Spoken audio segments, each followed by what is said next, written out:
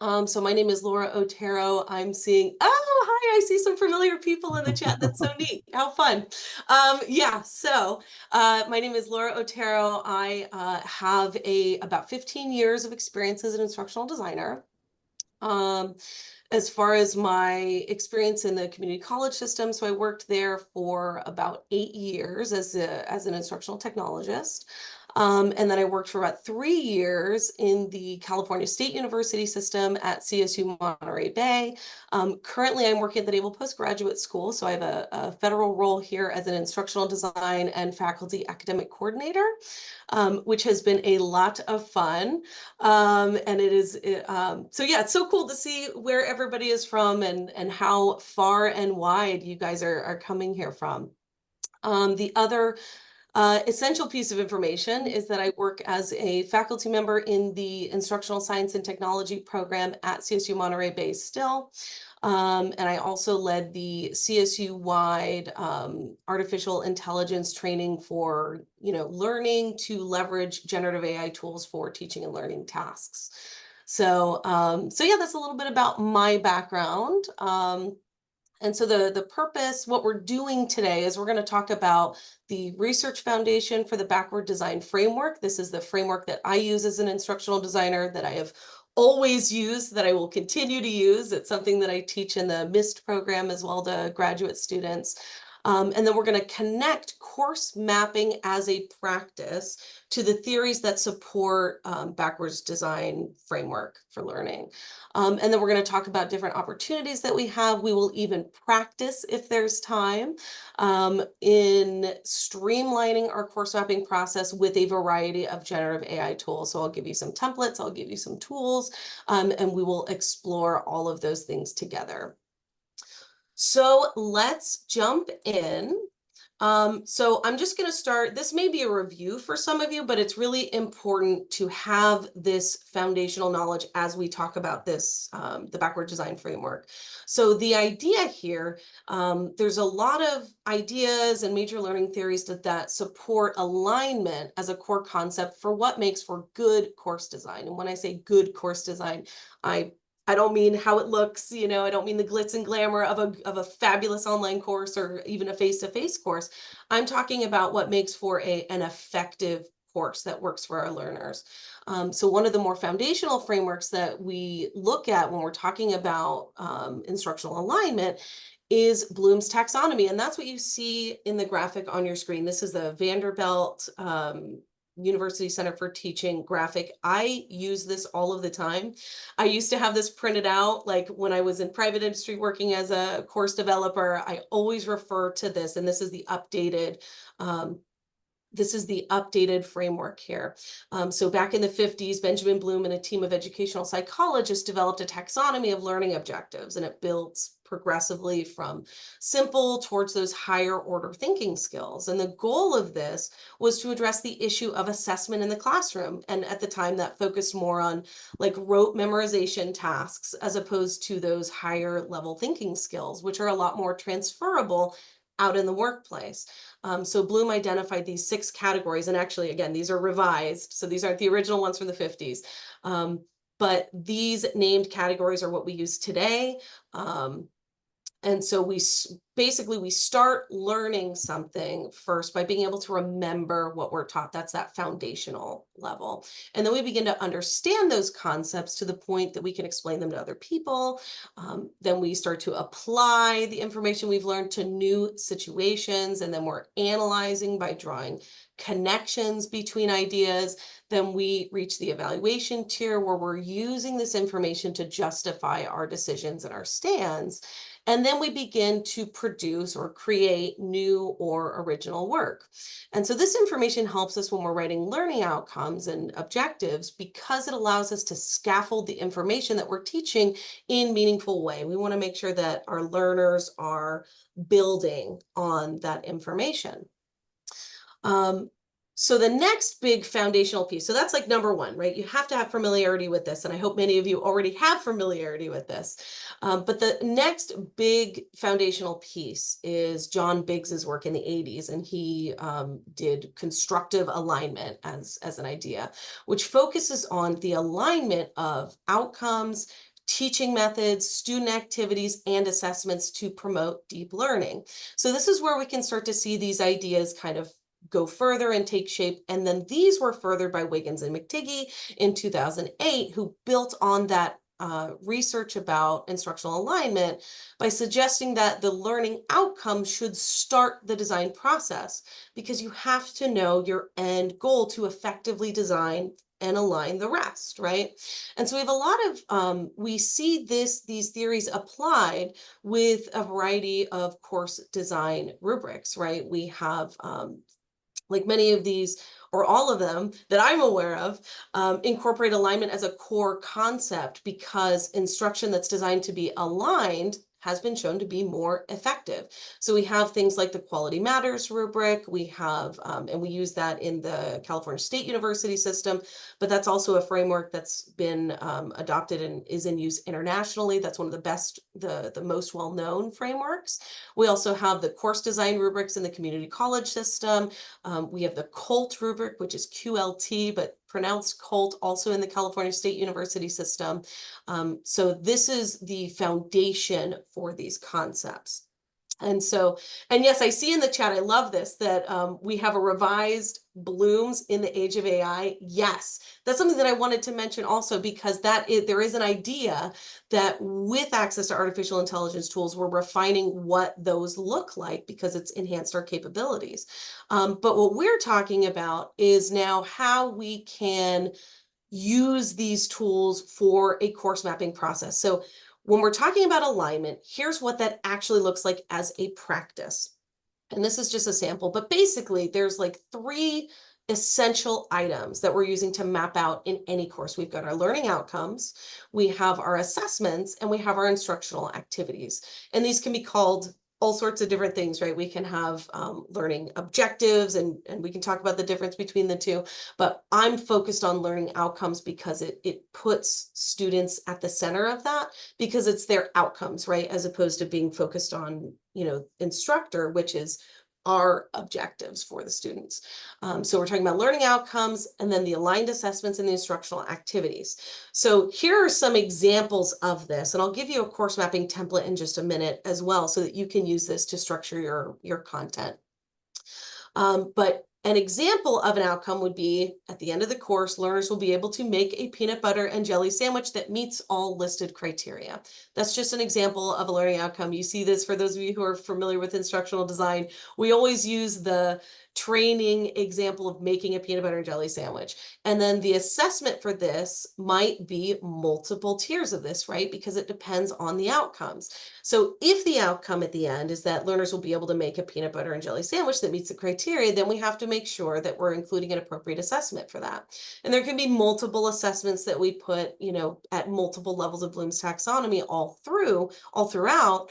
But really, at the end of the day, we need to assess that learners can make effectively a peanut butter and jelly sandwich according to the criteria that we give them.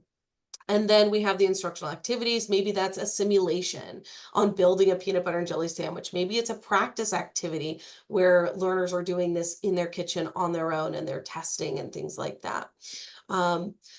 So the simplest way to do this is by making a spreadsheet. You can do whatever you would like, but this is at its most basic. That's really what we're doing when we are course mapping. And when we have our curriculum mapped out, and we can do all sorts of things like where we're doing program level learning outcome mapping and things like that. But at its most basic, what I'm talking about is you have a course that you have to teach. You have a syllabus, but maybe you don't have a course map yet. By taking the time to develop this course map, you're going to know, and your students are going to know exactly what the outcomes are that expected, exactly how you're going to be able to tell that they're successful in meeting those outcomes, and they know exactly what the support is, the activities that they're doing, and there's a little bit more transparency around why they have to do the things that you're asking them to do in the class. So you get better buy-in and things like that. You also can kind of tap into their motivation in a nice way and support their executive functioning. So now we've kind of gotten the ideas, the big ideas out of the way. So now we can talk about how we can leverage generative AI tools to support these functions. So the easiest thing I think that we can do is related to our learning outcomes. Generative AI tools tend to be very good, especially when they've been refined, or we have like custom GPTs that I'll give you an example of in a second. We can use generative AI tools, generally large language models, to produce really nice learning outcomes. And then we can brainstorm the assessments that we're going to use that are aligned with it. And then we can brainstorm our instructional activities. So this is a thing that we can do and put it into our mapping spreadsheet. And that's what we're going to do when we have our practice activity in just a minute. So I'll give you the template for that, but I want to demonstrate to you very quickly how we might be able to do this. So one of the links that I'm going to provide you with is a link here, and you're welcome to start experimenting with it now. I just put it into the chat. But this is and let me make this bigger so that we can actually see it. So this is the course mapper tool. This is a custom GPT that's available to everyone as long as you have a ChatGPT account. You do not have to have a premium account to be able to access and use this tool. And this tool has been trained, specifically, it's been refined on universal design for learning principles. It's been refined on Bloom's taxonomy and things like that. So this is a tool where you can do something like upload a syllabus, or you can just paste the syllabus in to create your learning outcomes. So I'm just demonstrating this very quickly. I'm going to choose the first option, which is let's create my learning outcomes first. And it's going to ask you to do things, right? It's going to ask you what the course is and things like that. I don't have time for all that. What I'm going to do, because I'm a teacher and I have no time, right? I think that's something we can all relate to. I'm going to copy my syllabus, which I have in another window, and let's see if it'll accept this much. So I'm going to put it in here, and it's going to take my content and it's going to give me some proposed, very, very quickly, course level learning outcomes, and then it starts to go through alignment and things like that. So this is a wonderful tool that I recommend that you use. I give this to all of my students in the instructional design program because it gets them thinking about these things very, very quickly. It gives them these really practical examples. So it says, yes. So now it gives me some course ones if I agree that these are right. And actually, like looking at this very quickly, it looks about right. But I would spend more time theoretically on making sure that it's exactly right. I'm going to say yes. Yes, I'd like module level outcomes that are aligned with those course learning outcomes for a 16-week course. And then it's going to give me a lot of these things. And Dawn put a question in the chat. She said, did you already have your SLOs in your syllabus, or what was in your syllabus? That's a great question. So I did have my course learning outcomes in there, but I didn't have my module level outcomes. So yes, that might make it a little bit simpler, but even if it just means that that's why they were so good, probably, right? When I looked at those very quickly. But even if you don't have that done, if you don't have your course learning objectives in your syllabus, you can always, you can use this as a brainstorming tool. So it's up to you and kind of how you want to use it, but that's going to dictate how good your output is, right? And yes, exactly. The syllabus included course objectives and number of weeks or topics. Yes, but I also put it right here. I said, this is for a 16-week course. And so I can make this a little bit bigger and I can see what this looks like. And I don't know how well you all can see this. I'm going to make it a little bit smaller here. But it gives me a whole table which has this information in it, and I can then take this and copy and paste it into my content. So the purpose of showing you this is just that when you use something that's even just a little bit refined, This is a custom GPT. You may use something like Perplexity. You may use, that's like another generative AI LLM. You may use something like Gemini, like Copilot. Whatever you want to use, just be specific in your prompt when you say, I want you to do measurable learning objectives and things like that. And you can kind of go back and forth and conversationally arrive at that learning objective language that you're after. Another tool that I'll share with you that I think is so freaking cool is this one. It's called the brainstorming tool. And I'm putting that in the chat right now. And yeah, Jeannie asked, will this work for a syllabus that doesn't have learning outcomes, but detailed topics and assessments and a course description? Yeah, it's going, I mean, when you say, will this work? Will this work? Yeah, sure. It's going to give you some learning objectives, right? Or it's going to give you learning outcome language. Probably it's going to do a good job with detailed topics and assessments and a course description. The more information you give it, the better it's going to be. But I think it's also really important to qualify that and say that all these tools have different levels of capability. And I think that it's important to be aware that, you're not necessarily going to get the perfect output the first time you ask for it. And you'll experience that when we get into our breakouts and we start to play with these tools a little bit.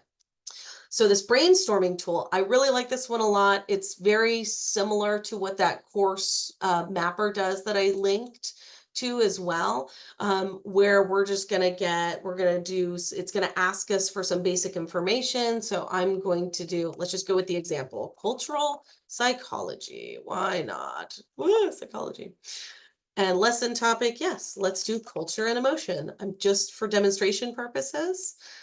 And I'm going to go here. And then this is where we're going to put in we can put in information here, but it's going to give us several outputs. And it's going to also show us what level of Bloom's taxonomy it's aligned with. So you'll know if it's very, very basic, is this appropriate for, an introductory, maybe a lower division kind of course.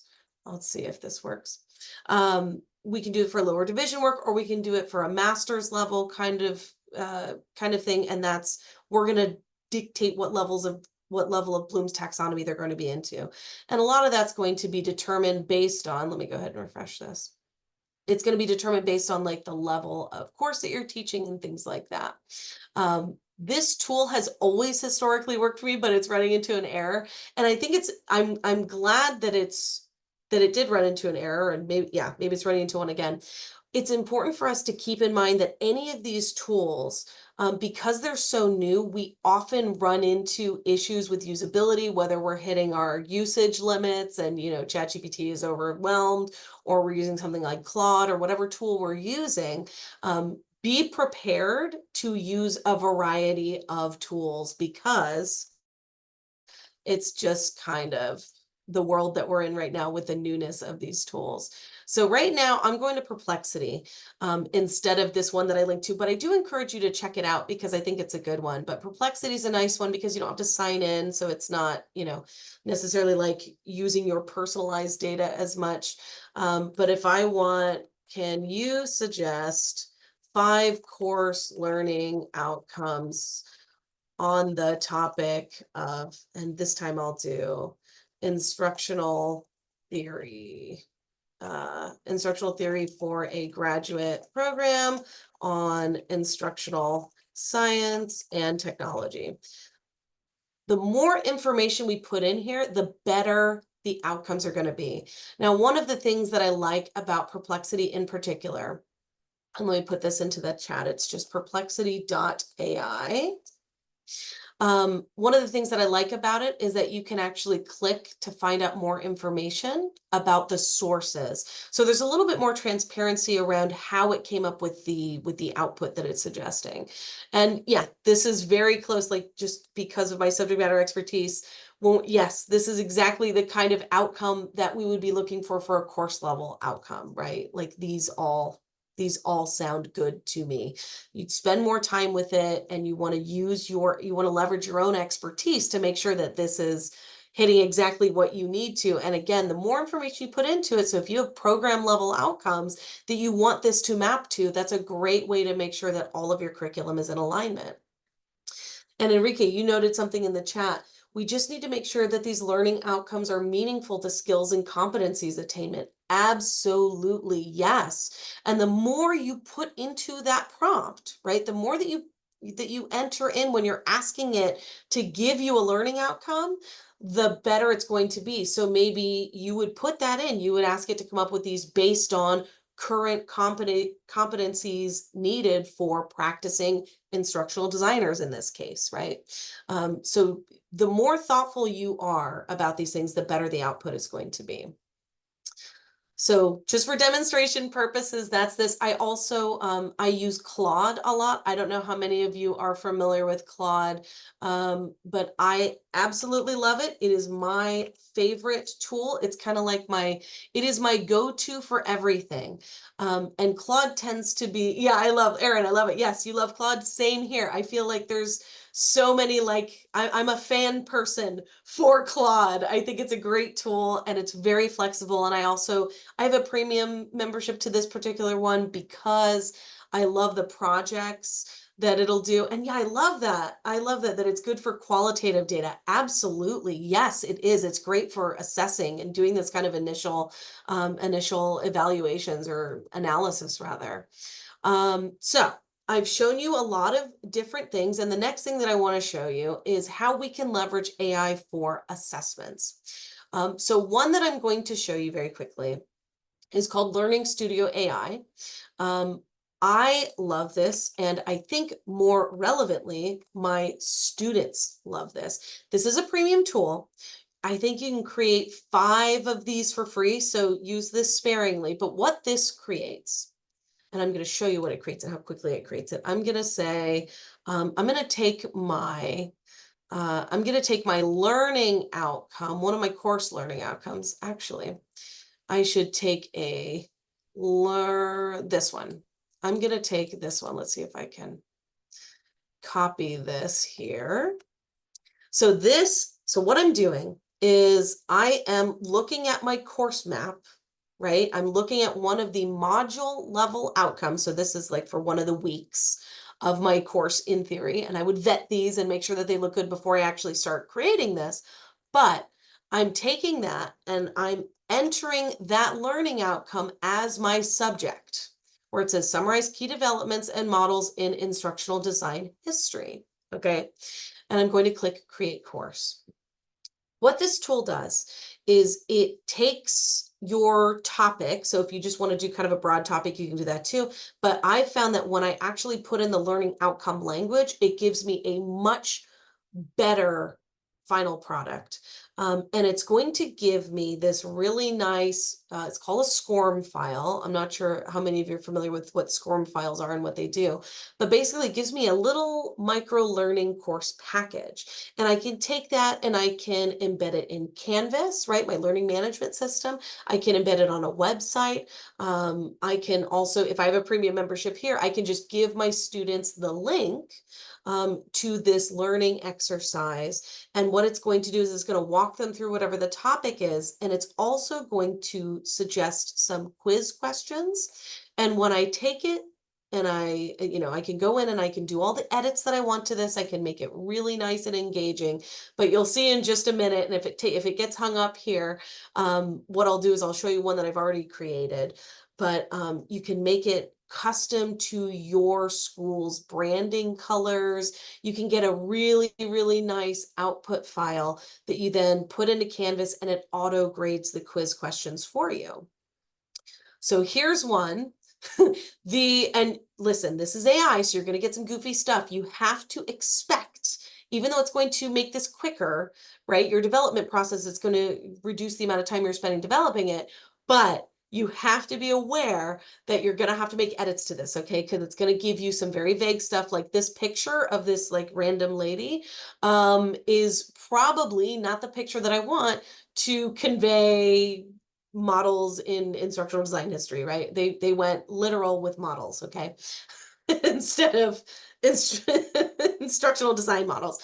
So and we would look at this very closely, but yeah, you see how these kind of goofy AI things can happen. But this gives me this whole presentation, which is really cool. It talks about the field of instructional design and education and psychology. So it's getting exactly what I wanted it to get. It's going to go into World War II. Fabulous. I love this. Looking at this, at a glance, it's probably going to be pretty darn good. I see constructivism and its impact. It's got technology's role in instructional design revolution. This is fabulous. It's going to keep going. There's probably going to be some repetition, right? But these are key concepts. And it's basically like, I think about it like it generates like a Wikipedia, it generates like a wiki, right? For my students so they can explore my concept. And this is very basic knowledge that's in all the textbooks, right? It's like very public knowledge. So this is the kind of information that these tools are really, really good at because they're basic, they're foundational, they're generally agreed upon, right? So you're not going to necessarily run into, hallucinations and stuff like that. Like this is probably going to give you a good output file. And then I'm just going to scoot down. It's got some practical exercises, which are really neat. It's got a wrap up, which just kind of summarizes the things we talked about. And then it has the quiz. This is great, right? And I can go through, and whether I'm in Canvas or Blackboard or whatever learning management system I'm using, I can go in as a learner, it'll pop up on my screen or it'll stay embedded depending on how I put it in my course. And I can take the test and I get this little quiz and I'm going to get an instant grade in my grade book. So this is really good for supplementary exercises, quiz preparation, things like that. So my students, I was actually shocked by how much they loved these. So I put them in every week of my course because it was very easy for me to do. I'm spending my time refining rather than doing all the research that it takes for me to list out all those events from scratch. Very, very different. Very, very different. So basically this particular tool, this would be kind of this might not be like used as a final assessment, right? Because it's a low stakes kind of multiple choice quiz, but it's a great kind of an instructional activity where, again, my learners are just engaging with the topic. And yeah, Shannon says, all you did was add one learning outcome, correct? You hadn't trained this AI previously? Exactly. Exactly. I just added one learning outcome. So one of the things that I've done before is like, typically I have 2 to 3 learning outcomes per week, and my weeks are my modules. I use that, I have 1 week per module traditionally. People do it all different ways. But yes, I just put in that learning outcome, and maybe I would use a course learning outcome that is more general and is more encompassing of all the content that week. But sometimes if I know that one of the learning outcomes is going to be tricky, then yes, that's where, again, I can kind of do like rote memorization kinds of assessments this way. So yeah, I love Learning Studio AI. I think it's so neat. And again, I export it, and I can either export it as and we should talk about accessibility in a second. I'm data privacy. Yes, we should talk about that too. But first I want to talk about accessibility, because when we see something like this, that's the first concern. In my experience, I am not an accessibility specialist, but I do know some things about it. All instructional designers have to, right? In my tests of this worked with a screen reader. It also had the appropriately nested heading structure and things like this. So this worked for me, putting it into my course where I didn't have to make any, accessibility remediations to it. If you run into something where, and a lot of that's going to depend on the content that you use. Like if you start embedding like videos in this and stuff, you'll want to be really careful with how you do this to make sure it's available to all your learners. But one thing that you can do with this is you can export this as you can download this as a PDF, and then you can, maybe if you have a remediation team, you can have them remediate your PDF, or if you know something about it, you can use the Adobe tool to remediate it. So that way all learners can experience this and benefit it. So let me get to data privacy. And Cheryl, you asked, what is the name of the tool that you used? This is learningstudioai.com, and the link is in the chat also. So you guys are welcome to start experimenting with this. Just be aware it is a premium tool. You can create 5 of these for free. Okay. But just know that all these things are always changing, right? Like maybe it's going to charge next week. In the year and a half or so that I've been using this, it's always allowed you five free, right? That's how we get addicted. So let me address the other question here, and then Monica, I'll get to yours. But can you talk about the data privacy with these tools? Absolutely. So for this particular tool, I'm not as worried about like data privacy, only because what this actual tool does is it's going to take my learning outcome. It's going to take whatever I put into it, right? So I'm going to be really careful about the information that I put into this tool, right? Because I know that like I wouldn't, but I don't see why I would put private information into this, but who knows? Don't put private information into any of these tools if you can help it. Like you never put student names, you never put ID numbers, you never put grades, right? Never do that kind of stuff.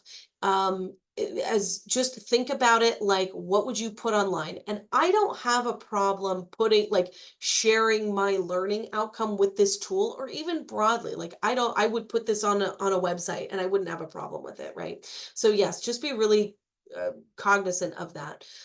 Whenever you use other tools, especially if you're using like a more premium tool, so like for ChatGPT, for instance, which many people are, familiar with and comfortable using, or Claude or anything like that.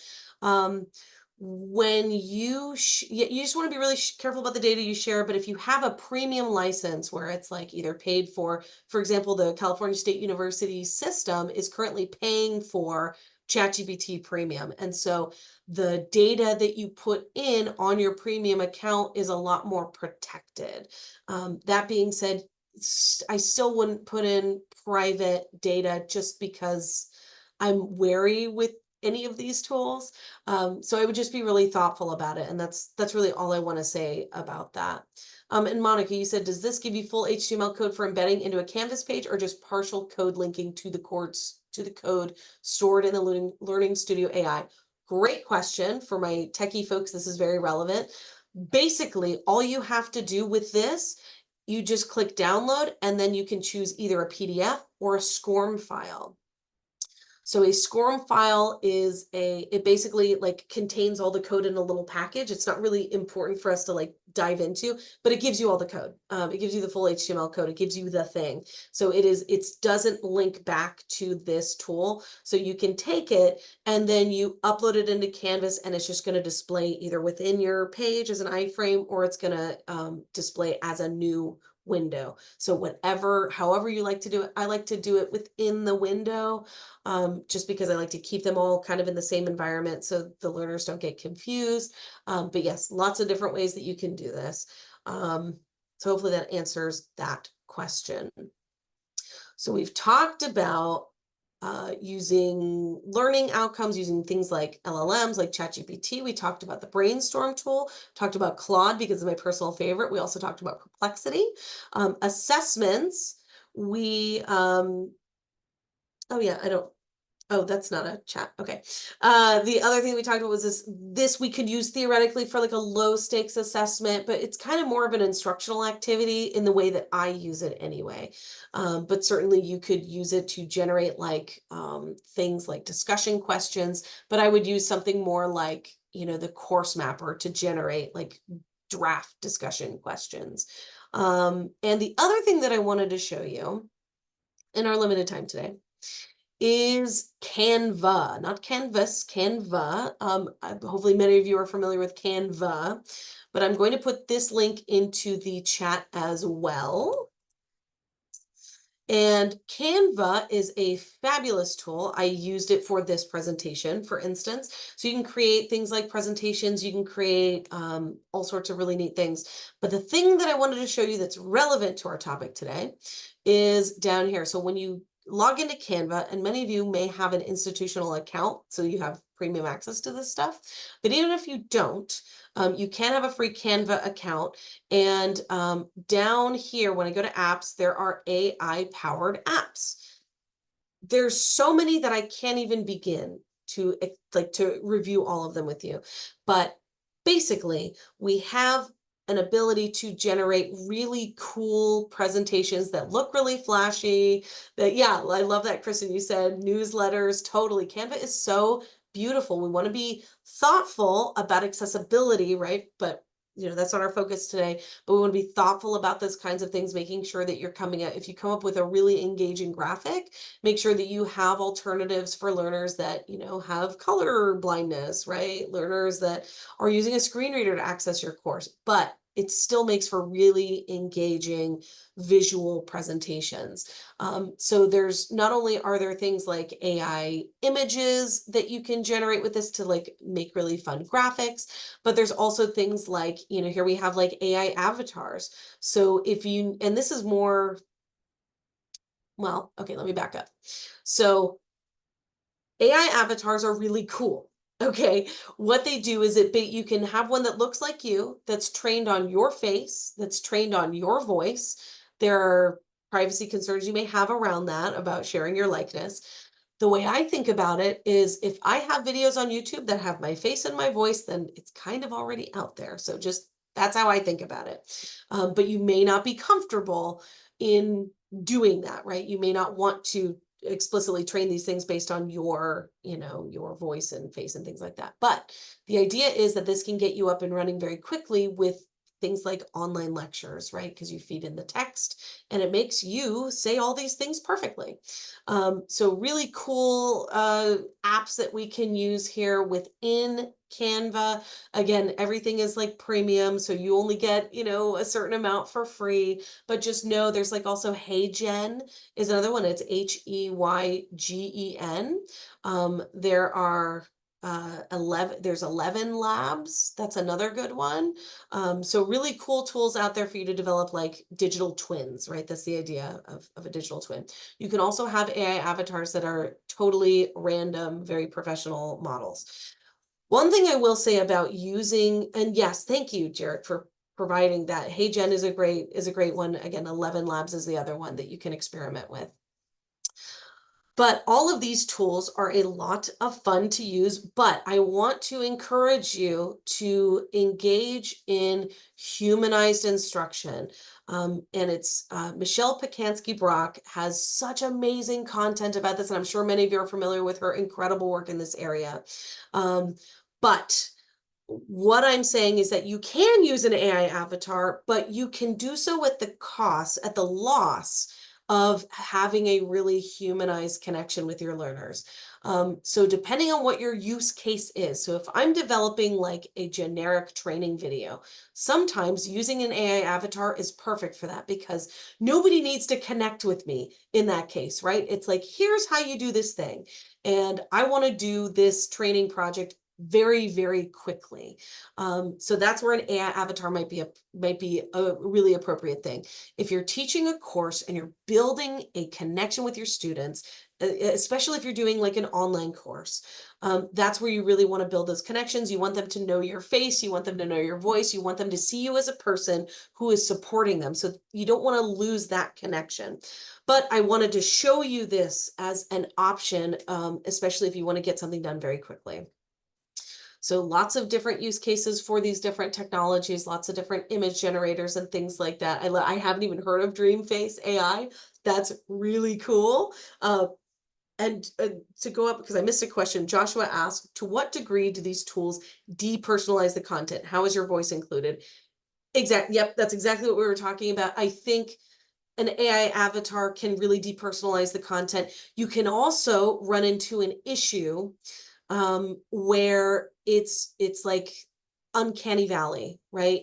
Where you have an AI avatar that is you, it's trained on your voice, it's trained on, your face or whatever.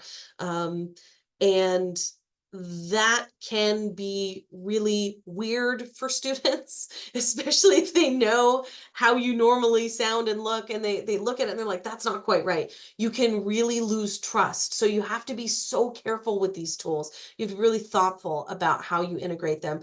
I have maybe one of these in one of my courses, and I say at the very beginning, or I make sure that the AI avatar says at the very beginning of the video, this is not me. This is my AI avatar, but I wanted to demonstrate, what this can do, right?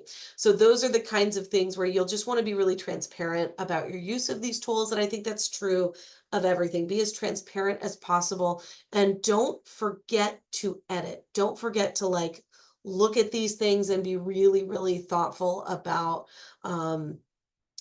whether or not this content just sounds good or looks good and is actually quality content. So just be thoughtful about that. So I've shared a lot of different things with you. And Mary brings up something in the chat. For those of you who are using AI more frequently than I may be, are there any good, objective, impartial evaluators who rate AI tools based on privacy, data security, and risk? I see some troubling articles out there about several of the tools mentioned today, but not sure if these reports are reliable. That is an excellent question. One of the things that I mean, certainly you want to research the tools that you're using, or you want to use them in limited contexts or specific contexts. So like for me, I would recommend the ChatGPT tool, and I kind of show these other tools to you as something that you want to explore, and you want to look at the privacy and the policies that they have. So one of the things that I use to discover new tools is there's an AI for that.com.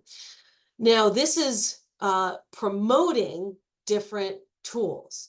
I'll put this in the chat, but I find this good because it also allows for user rating. And so I like this a lot because I can see, generally like the good stuff. So like right here, we have, and I'm not going to sign into this, but we have all these different tools. We see that, it's 4.8 stars. So people are liking this tool or whatever. So I like this a lot. You also see how many people are going in and using it. So I think that's while it doesn't necessarily rate these tools based on privacy, security, and things like that, it's still something that you can at least get some group consensus on, which is something. But all of these tools, I highly recommend looking into the privacy policy that they give you. And again, being really careful about anytime you engage with an AI tool, you want to be thoughtful about the content that you provide and not provide private data. You don't upload your medical records and put them on YouTube, right? In the same way, you don't do that in any of these tools, because there's just not, especially if they're free. That's the other thing. If they're free, be aware that you are the product, right? Like you are the data that they are using. So again, just be thoughtful about it. So I know we've talked about a lot of things. I do want to build in a brief, maybe 2-minute break. Is now a good time for that? Or how do you all feel, my coaches folks? Oh, we are good. This is just very, very fascinating, and I'm sure that just like everyone else, I'm going through all those links. If light speed, this is the speed of light. It's just so fascinating. I really like the idea of the brainstorm and then the course mapper in ChatGPT. I mean, that just tells you that those things are there, and once we learn how to harness their power. Excellent. So this is just wonderful content. Thank you very Oh, much for good. that. I'm so glad it's useful. Yep. So I want to take a minute and tell everyone to stretch and Oh, get up. you can always do that. Yep. That's what I want you all to do. Because we've been through some very dense content. So just take like 30 seconds, please stretch, get up, look at not your screen for a minute, because I like to build in those little breaks. But I also have a lot more content to get through.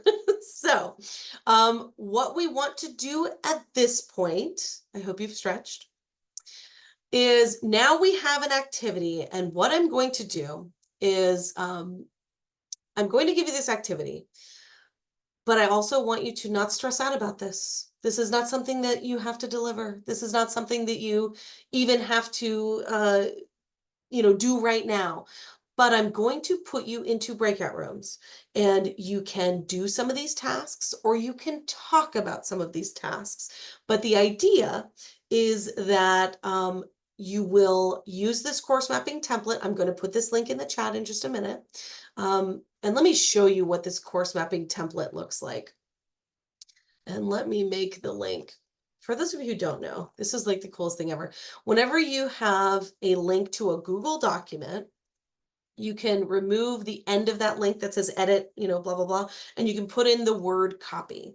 And when you do this, you can put this link, give this link to your students, and when they click that link, it's going to ask them to make a copy of the document that you have created. So you now all have access to this course mapping document that I have on my screen right now.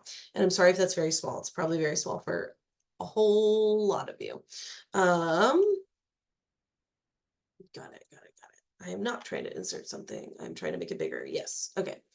So this course mapping tool is something that you can use, and I use this pretty extensively anytime I either am handed a new course and all I have is a syllabus, right? But this is a space for me to put out my module, and you can add, obviously, you can make this a lot longer. And you can put in your topic just to keep things organized. And then I've done this 2 ways, but I think this way is the best way, where you can put in your CLO, so your course learning outcomes, and your module learning outcomes in here. When you do this, it gives you a space. So like, this is where I would take the content that I developed in ChatGPT, for instance, and I would paste it, I would copy it, and I would paste it in here. And then I have my space for the assessment. And by doing this, and then you list out like, okay, which, you know, CLO, MLO does this map to, right? The reason you do this is because then you have a really good feel for, okay, am I actually assessing all of the skills and abilities and competencies that my students are supposed to gain, right? And this forces you to participate in that backwards design framework where you're generating your course or, you know, module learning outcomes first, and then you're thinking about how to assess them, and then you're putting in the instructional activities. The other thing that I put in here is another column, and I'll talk about the hidden columns in just a minute, because some of you, I'm sure, already found that. There's some hidden stuff. I put the grade points at the end because it makes my life easier. I am a little bit type A. I don't know if you have gathered that, given all the spreadsheets I've shared, but I'm very type A, and I like my grade points at the end of my course to add up to 1,000. Why? Because it makes it very easy for me to understand, and it makes it easy for students to understand at a glance what's the weight, right? So I'm not worried about like, okay, well, this is 25%. If I do it on 1,000-point structure, my life is easier, their life is easier. And the reason I do it on 1,000 points rather than 100 is because if I do it at 100 points and I have a small assignment that should only actually be worth about 1% of the grade, I don't want to have a 1-point assignment because that doesn't sound serious. So I do 1,000 points. So it's a 10-point assignment, right? That's why I do it this way. And then you have a final that's worth like 200 points, and they know how serious that is because that's 20% of their grade, right? However you do this, I just want to share with you that this is what I do. And the other reason that I include the grade points in here is not just so you can organize this better, but if you choose to share this with your students, which I encourage you to do, even though you might think they're not going to want this is going to be cognitively overwhelming. And like, yes, to some extent it will be. But the reason that we do this is because then there's transparency for those who wish for that transparency around our due dates. They see grade points and they see, here's the outcome, here's what I'm going to be able to do, and here's how my instructor can tell I can do it. Right? So now it's not, oh, they're assigning me this stupid quiz. No, I see why they're assigning me this stupid quiz, right? There's a reason. And course mapping makes that reasoning and your logic a little bit more just a little bit more transparent. And I don't know how to answer your question about the recorded videos being available on YouTube. Maybe somebody from Coaches knows where. Yep, cool. So that answer will be available, but I can't answer it for you. So I'm giving you this course map so that you can use this if you want. And I want to show you very quickly what is hidden here. Okay, and then I'm going to rehide it. So these 3 things are if you want to get really type A. This is where we're embedding learning theories, right? So if there's a particular learning theory that you're like, hey, I really want to make sure that this supports my students' ability to construct information from, you know, their own new knowledge of this topic based on, you know, whatever they're learning, that's where we can put in learning theory. This is where we can put in instructional strategies. Is this, you know, Merrill's right? Is this Gagne's stuff?